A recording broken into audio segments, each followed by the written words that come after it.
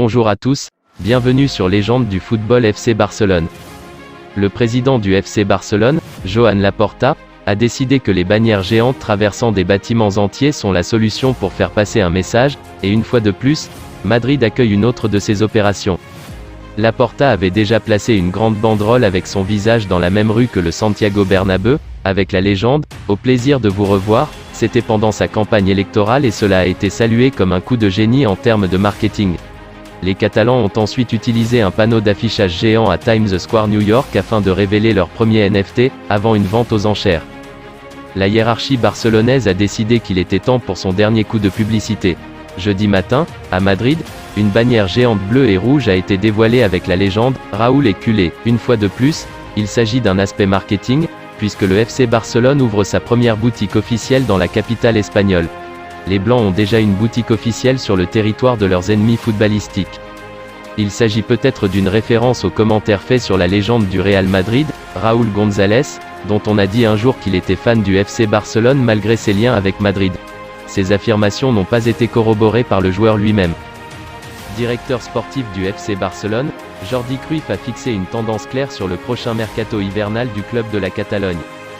Dans une interview accordée à RAC1, le dirigeant des Blaugrana s'est montré très pessimiste quant à la venue de nouveaux joueurs au mois de janvier. La situation à ce jour est que nous ne pouvons pas enregistrer de joueurs en janvier prochain.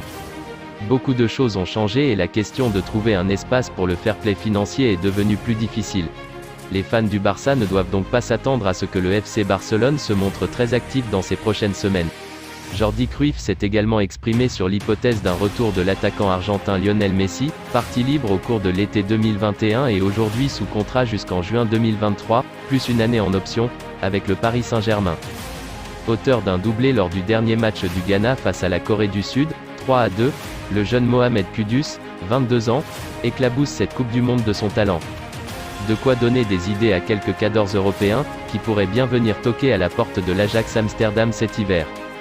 Désireux de relancer l'Olympique lyonnais, Laurent Blanc aurait notamment placé son nom tout en haut de sa shortlist.